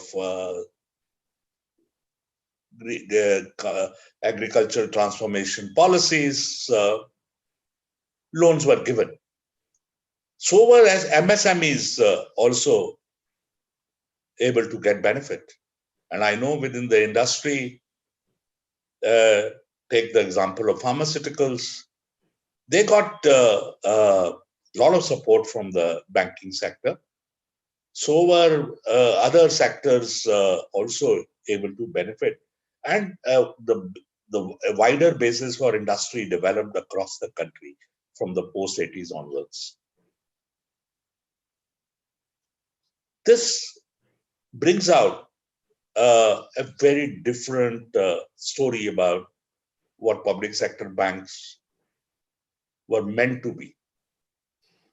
But over the period, we've seen, yes, when the liberalization reforms began, deregulation took place, the mandates changed because the context changed. But there was resistance all through. And as a result, mandates could not be drastically changed till very recently. It's only in the post-2000s that we saw impact of the deregulation and liberalization on banking. And even then there was resistance. And as a result, many of the elements of public mandate, that banking is a public service, in fact, They were mandated to perform a particular role. They were not just to be treated as a commercial service. And that particular mandate survived. But today what we are seeing is very different story. It is true that international financial architecture changed over the period. Financial sector has developed in direction where returns have to be maximized, and they have impact, and that component of capital has impacted on the state policies as well. So the fiscal responsibility bill and where deficit financing became far more difficult, and finance capital has to be given maximum returns. This kind of policy prescription became the basis for attitude towards public sector banks. Of course, the other major change came about that the development financial institutions, which were growing in fact during the 2000s in the rest of the world, and one can talk about Brazil, one can talk about China, one can talk about Europe. In these places, development finance institutions grew. But whereas in India, the development financial institutions suffered. And this happened under a different government altogether. Remember that.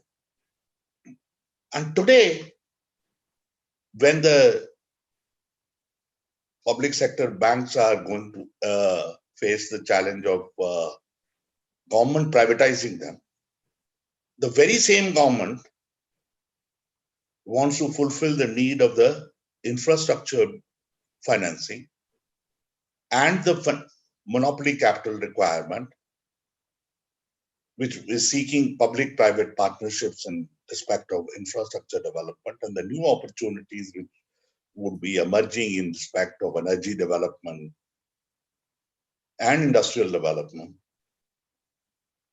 would like development finance to return in certain form.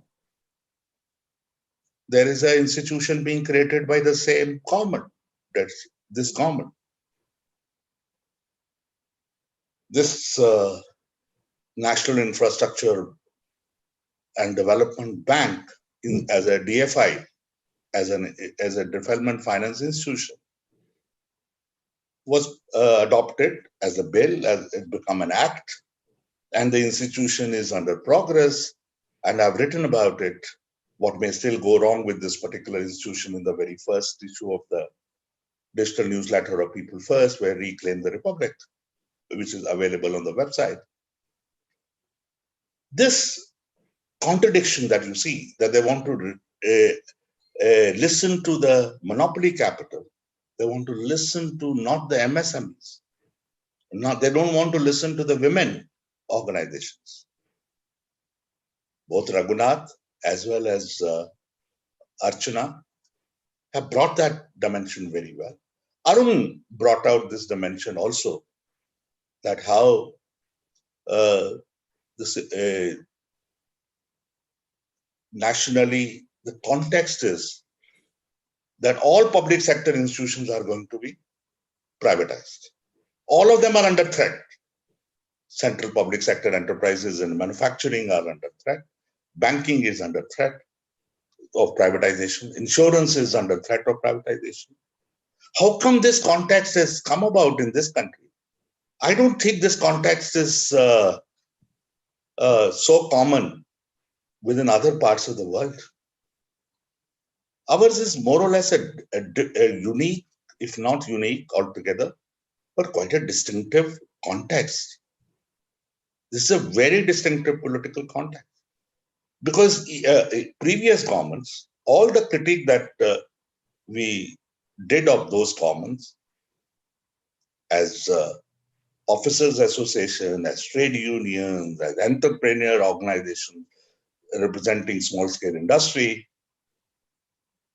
Today, if you look at that when the world wants the state to play a more definite role, there's a return of industrial policy. There's a return of institutions which want to actually support green capitalism, and which is not possible without the state intervention. Here, the state wants to say, we have no business to be in business. This is a very unique context. And it's a political context which we need to understand this particular moment. Then only we will be able to also work out the counter strategy, how to create a counter hegemony. Then only would be possible. If you look at then the narrative that we need to create today, is that the people who are senior citizens, people who have small money, fixed deposits, would have to pay a price. They had already, till now they had a protection of the state, guarantee, the sovereign guarantee, which was there. That people were willing to put in money in the public sector banks as customers. They were assured of, even if the interests were not, rates were lowered, etc., but there was a guarantee that the money is safe. Today, these sections cannot feel safe. Then lending, as far as it's concerned, has altogether changed. And if you look at what Raghunath has described, or Archana has described, or Arun described as far as it's concerned, the message is very, very clear that a banking sector today is not going to perform the role of a developmental function. Developmental role is not going to be its basic mandate. It is going to be treated as a commercial service. And as a result, if these banks lose through their risky investments, their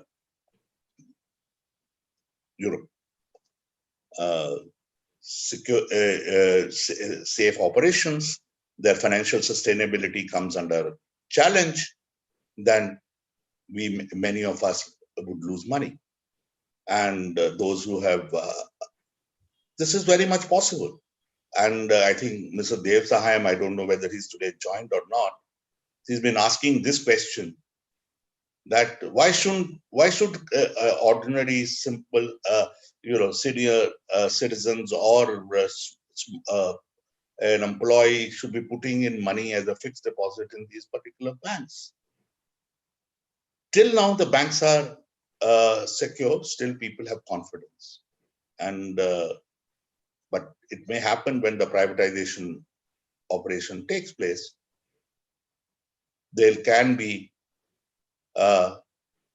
running away from these particular banks by the very ordinary depositors. And our state has not been willing to really recapitalize these particular banks. They've been considerably dependent on,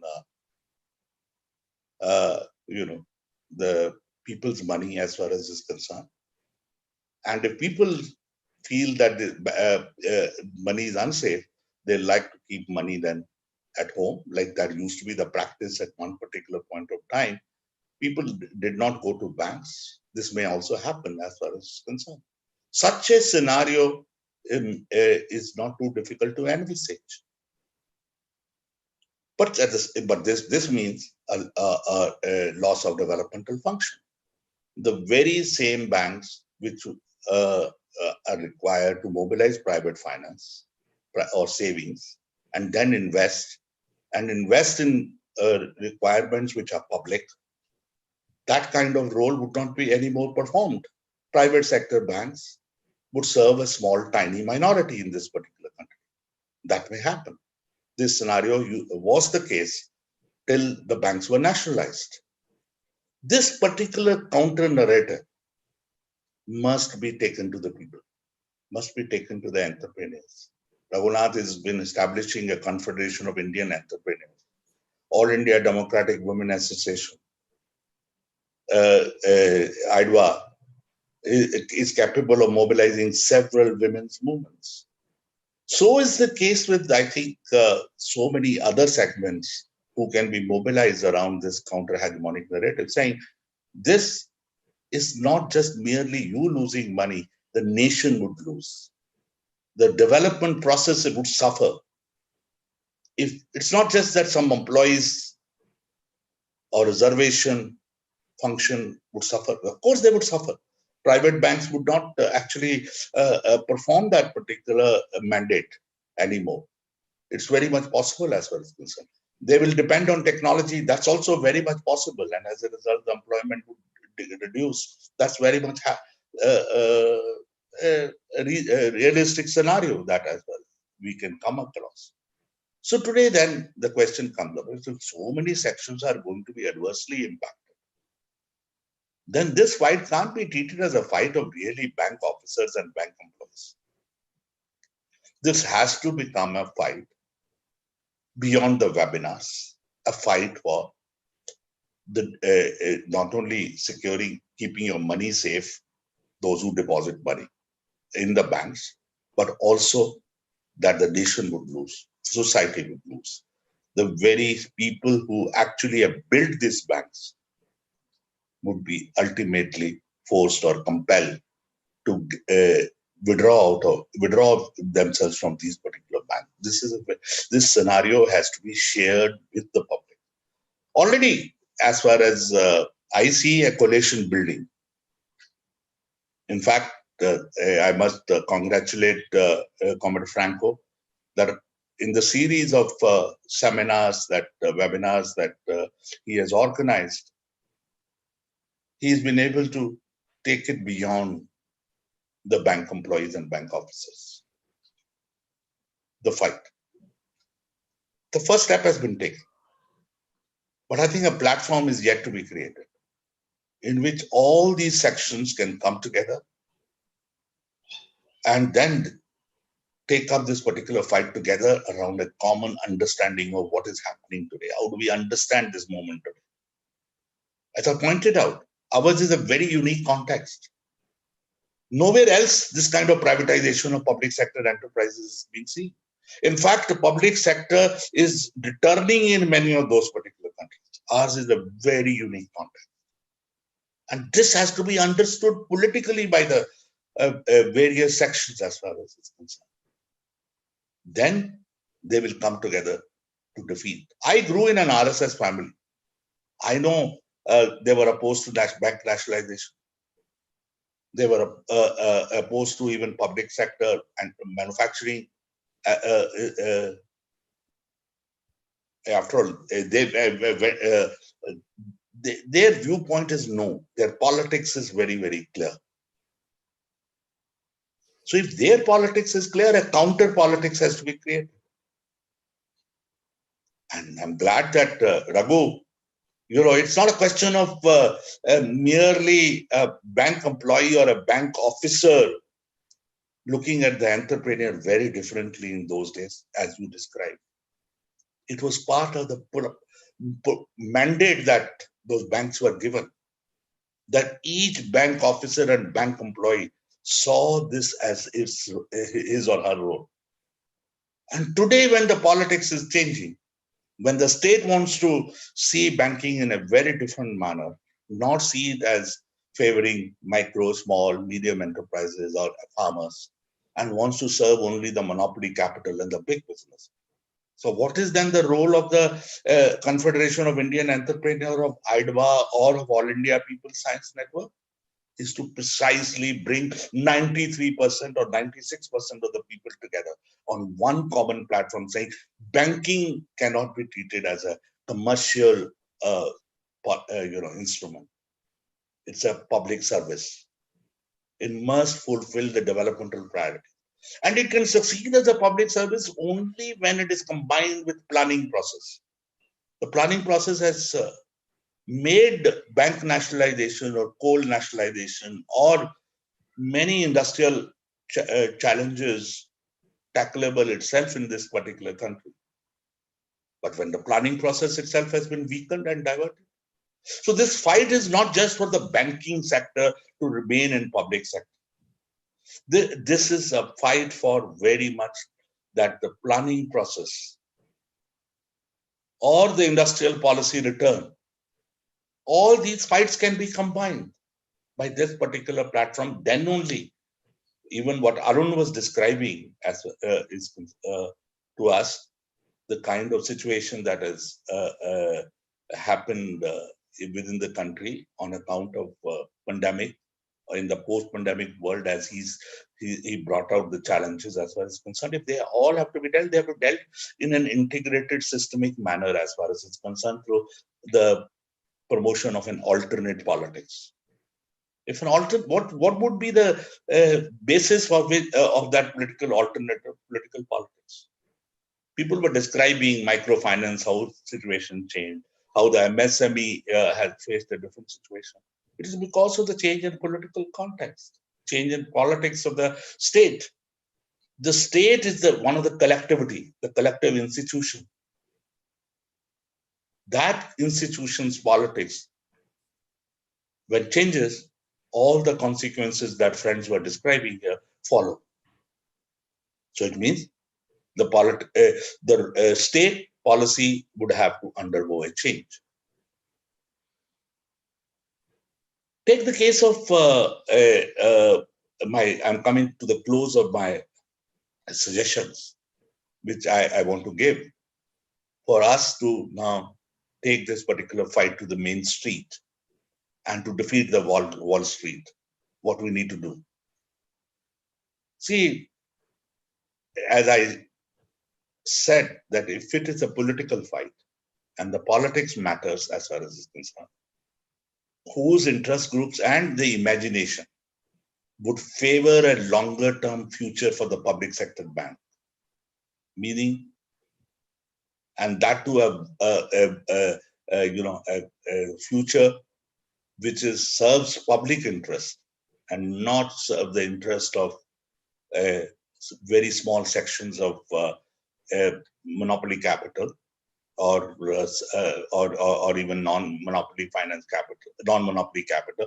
Pharma sector at one time used to be part of the non-monopoly capital. Today, large enterprises have grown within the pharma sector, and a lot of outward foreign direct investment, which is supported by the Exim Bank and other banks. In fact, the returns from that particular don't even come back to as retained earnings in India. They are retained outside as far as it's concerned. There's a lot of changes even in the very sections of capital which were supported during the earlier period. Thanks to Raghunath, he still wants to serve this particular economy, though he's even fearing that if 60% children of say 60% entrepreneurs went outside, now the figure may become 80% as far as concerned. No doubt, this kind of brain drain can happen as far as this scenario is also again a realistic scenario as far as it's concerned. Precisely these things have to be brought to whom? Precisely those who are willing to still consider this country as theirs. See, there's a pseudo-nationalism of the RSS, which is what has been already, all the time responsible for whatever stands, Jansangh used to take. And the BJP is implementing it because it has got political power now as far as it's concerned. And this particular politics can be defeated with a large alliance building only. And alliance building of not just movements, but of various classes, which we are just now discussing about, that whereas workers, peasants, small entrepreneurs, all these people can come together on that platform. So employees can take the leadership. I was in fact reading Emily Jones, and last time I think in one of the session I have described that it is the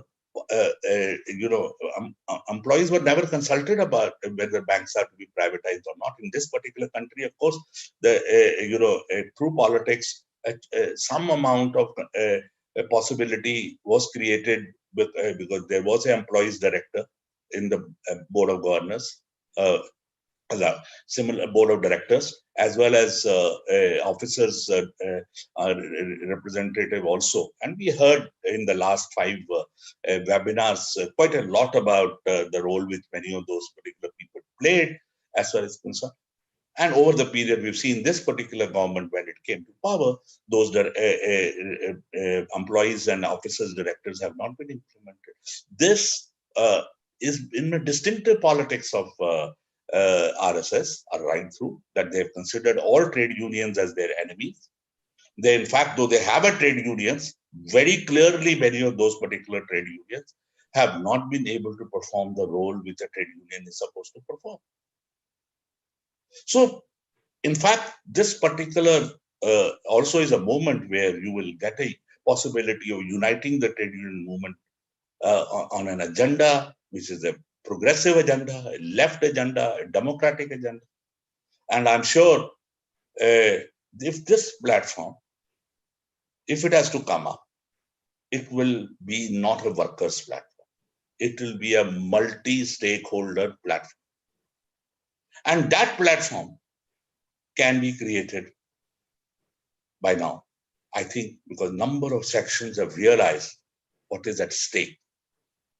If that is the case, and if one is not wrong, then public people first, the initiative that it has taken, which has caught on now, AIBA is holding serious consultations on this issue. AIBOC is active again once more. And we are seeing that the central public sector enterprises, the NCOA, CPSE itself is also very active. And we've seen in the last six months this realization that privatization of public sector is actually on the cards. Till now, many of the officers and the employees believe that privatization won't happen as far as it's concerned. So employees have realized, entrepreneurs have realized, the women's movements have realized, and People Science Movement is which the CSIR, Scientific Workers Association, was once a part. When IBOC was created, the PWTUC was created, Professional Worker Trade Union Congress. Prasad will remember, God Bole, where you will recall, and I was representing the CSIR, Scientific Workers Association, at that particular time. And this scientists today, when I'm part of the directors group, they all discuss many of these problems. The situation is really right. Positives conditions exist for such an initiative, and a platform should be created. We should on banking sector, and maybe in insurance we can have a separate platform as far as this concerned. You have to conclude now. Yeah. So the point which clearly has come through, and through all the conversations which we have been listening to today, that there is a responsibility on our shoulder, particularly responsibility on the shoulder of people who have taken initiative. That is the People First. Through them, all the associations which have been part of People First must now call a meeting, a conference, a roundtable one, where all these interests come together around a common two-pager. They must agree to say, we will save public sector banks with the following mandates. It would be treated as a public interest service. Banks would be not serving monopoly. Bank would be at the doorstep of the farmers and the women and the small and micro entrepreneurs. With that mandate, it's politics, that policy to be articulated, that can be done only when all those stakeholders are in part of the roundtable conference. So I would call for a roundtable conference to be called by People First, where all the sections, and Raghu, you will have to bring in a lot of associations in that, because you people have a different role altogether. Many of us, you said that you want these comrades to perform the role of, yes, but you also have a huge amount of role. I could see other day when you were speaking to various associations, they really were listening to. And same as I expectation from women's movement, people science movement, and others. So thank you.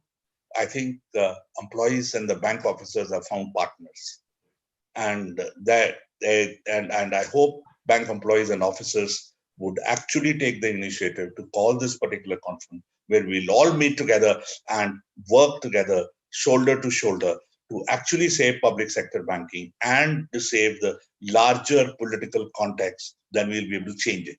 Because no other country I see that this kind of privatization happening. So our country, at least, or I hope I'm missing on something and I'm ignoring something as far as it's concerned. But this kind of privatization is a very unique challenge as well, and this requires a very unique strategy. Thank you very much. Thank you very much, comrade. You have given a very clear solution to what is to be done. Make everybody and quiet. There is only one question which has been repeated by some people, that it was to Mr. Raghunathan, and he has replied in the chat box also. However, everybody may not be seeing the chat box, so I request him. The question is that whether industry associations will support the agitation against privatization. Yes, sir. You can take 1 minute to reply that.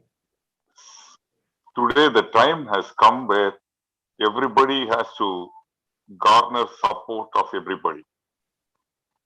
The pain is everywhere. It is just not, you have a different pain, an entrepreneur has a different pain, the employees have a different pain, the trade unions have a different pain, farmers have a different pain, citizens in some parts of the country have a different pain. So the pain is universal. You talk to the Doctors Association, you will find a different kind of a problem which they have faced. They still feel their services to the country during COVID times is not compensated or recognized or appreciated to the extent they feel they should have been.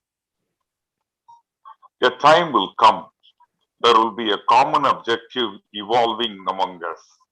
And that common objective will be empowerment, survival, and prosperity. And that will automatically hold all of us together. And that is how the birth of revolutions happen. Revolutions do not happen automatically. It is created. Today, Mr. Dinesh has laid the seed for that. The platform of today's discussion has emphasized the need for like-minded people to come, forgiving their differences within themselves. A common objective will evolve, and I believe the days are not very far. All of us will join together for a single cause.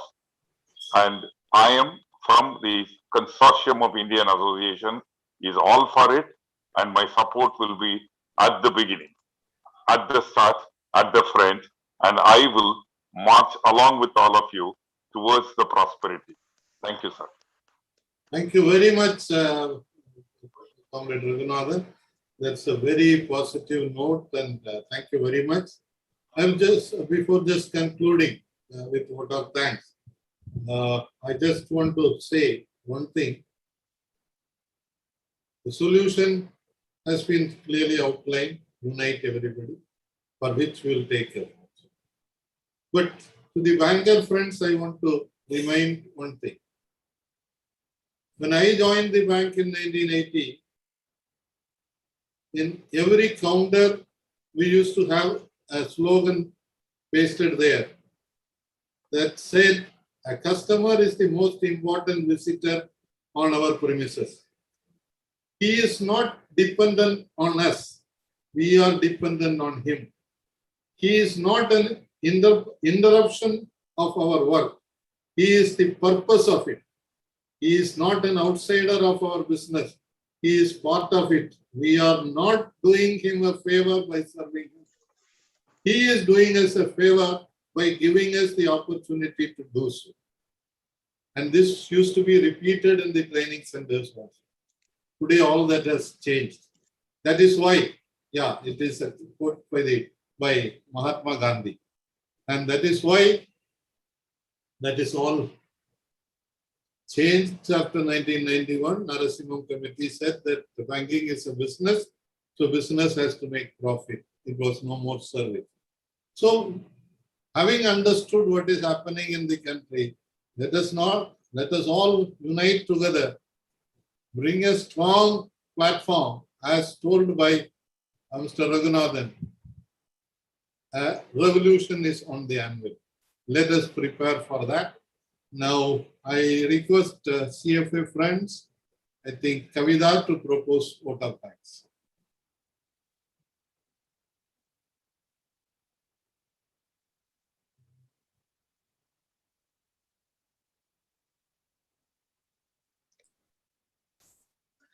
Yes, comrade. So on the behalf of People First in CFA, I thank you all. I thank Sanjeev Sain for the welcome address. A big thank you to our Prasad, Mr. Raghunathan ji, and Professor Dinesh Abrol for touching issues from intricacies of economy and to issues to the grassroots. I also thank Comrade Franco for chairing the session seamlessly. Thank you to our interpreters today, Comrade Dasan, Mohini, and Amit for tirelessly translating in Tamil and Hindi for 8 days now. I thank Ashish for live streaming on various platforms. Please do join us for our next webinar, which is on 31st of July, the part 2 of what banking sector needs today. Also, please like, share, and subscribe all of our platforms, Reclaim the Republic on YouTube and Safe Public Sector on Facebook, and also Center for Financial Accountability on Facebook. Thank you so much and good night. Yes, we will have a break for 5 days. I have seen that Saturdays, Sundays, the attendance is much more, and Mondays is the worst. And I thank not only all the participants, our friends, Comrade Rajivan, former General Secretary, State Bank Officers Association, Kerala Circle is there, Comrade Nadaf is there, Comrade P.R. Bhatt is there, many other friends are there. I also thank each one of them. And please mobilize more people for the webinar on 31st, where Dr. C.P. Chandrasekhar, Dr. Ashok Dawale, Mrs. Asha Mishra, and an young youth, Dr. Deeba from the Democratic Youth Federation will also be speaking. So my request to Comrade Franco is that after 31st, we need to prepare for a multi-stakeholder public interest or a conference. Yes. And Definitely. that is what we need to now, work for. Right. And I hope when we next time meet in the People First, we would be able to plan that particular conference. Yeah. Okay. Thank you very much, and good night to all of you. Yeah. Thank you.